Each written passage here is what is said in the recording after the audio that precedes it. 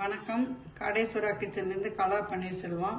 இன்னைக்கு நம்ம எதுவும் மசாலா அரைக்காம சப்பாத்திக்கு ஒரு கிரேவி எப்படி பண்ணுறதுன்னு பார்க்கலாம். அதுக்கு தேவையான பொருட்கள் என்னென்னு பார்ப்போம். அதுக்கு முன்னாடி நம்ம சேனலை சப்ஸ்கிரைப் பண்ணாதவங்க சப்ஸ்கிரைப் பண்ணிக்கோங்க. பக்கத்துலேயே இருக்கிற பெல் ஐக்கானையும் கிளிக் பண்ணி வச்சுக்கோங்க. அப்போ தான் நான் போடுற வீடியோ உங்களுக்கு உடனுக்குடனே வரும். வாங்க அதுக்கு என்னென்ன பொருள் தேவைன்னு பார்த்துருவோம். உருளைக்கிழங்கு ஒரு 4 எடுத்திருக்கேன். நான் 2 பேர்த்துக்கு சொல்கிறேன். சின்ன வெங்காயம் 50 கிராமுக்கு, கருவேப்பிலை, வரமிளகாய் 2, தக்காளி ரொம்ப போடக்கூடாது. பெருசாக இருந்தால் 1 போட்டுக்குங்க, மீடியமாக இருந்தால் 2 போட்டுக்கலாம். சாம்பார் தூள், இவ்வளோதான் இதுக்கு தேவையானது. எண்ணெய், கடுகு, அவ்வளோதான். நம்ம இது இப்போ எப்படி செய்யறதுன்னு பார்க்கலாம். அதுக்கு முன்னாடி சப்பாத்திக்கு மாவு பிசைஞ்சு நம்ம ரெடியாக வச்சுருவோம். இந்த உருளைக்கிழங்கு நம்ம இப்போ குக்கரில் போட்டு வேக வைப்போம். உருளைக்கிழங்கு போட்டு வச்சுட்டா வேகுது. நம்ம அதுக்குள்ளே இந்த வெங்காயத்தையெல்லாம் கட் பண்ணி வச்சுக்கலாம்.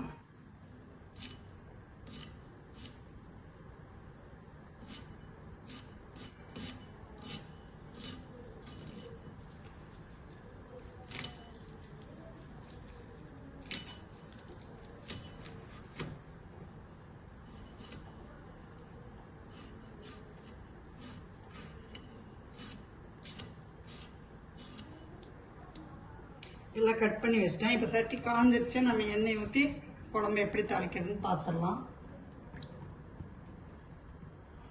நல்லெண்ணெய் ஊற்ற வேண்டாங்க, நம்ம கடலெண்ணெய் தான் நல்லா இருக்கு இதுக்கு. இல்லைன்னா ரீஃபைண்ட் ஆயில் அந்த மாதிரி யூஸ் பண்ணிக்கோங்க. எண்ணெய் காஞ்சிருச்சு, கடுகு போடலாம். கடுகு பொரிஞ்சிருச்சு. இப்போ நம்ம கருவேப்பிலை, வரமிளகாய், சின்ன வெங்காயம் எல்லாம் ஒன்றாவே போட்டுக்கலாம்.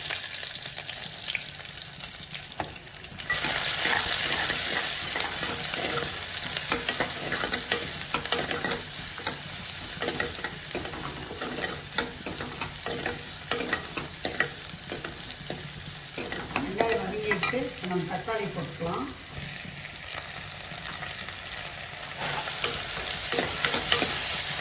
தக்காளி போட்டோன்னே இந்த குழம்புக்கு தேவையான உப்பு போட்டுக்கணும். தக்காளி நல்லா வதங்கிடுச்சுங்க. இந்த மாதிரி நல்லா தோல் செஞ்சு வதங்கிடுச்சு.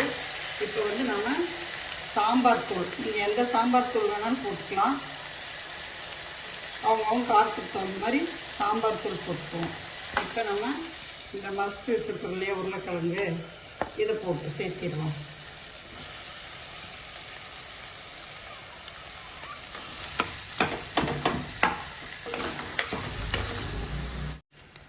உருளைக்கிழங்கு போட்டு வதக்கிட்டு இப்போ தண்ணி ஊற்றலாம்.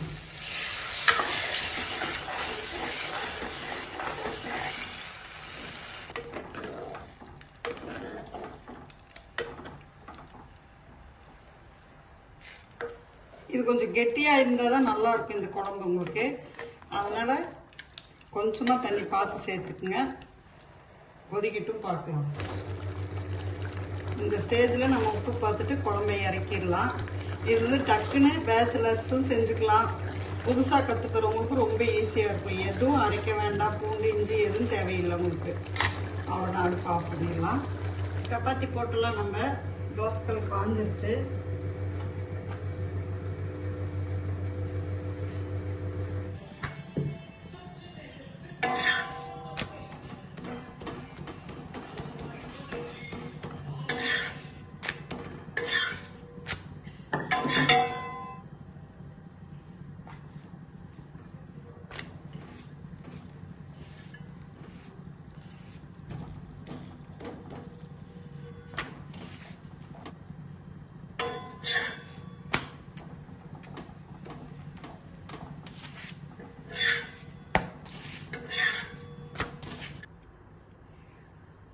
நீங்களும் இதே மாதிரி செஞ்சு பார்த்துட்டு இந்த டிஷ் உங்களுக்கு பிடிச்சிருந்ததுன்னா லைக் பண்ணுங்கள், ஷேர் பண்ணுங்கள். காடேஸ்வரா கிச்சனுக்கு ஒரு சப்ஸ்கிரைப் பண்ணுங்கள்.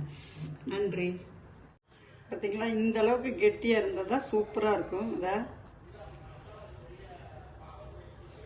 இந்த அளவுக்கு ஆயிடணும்.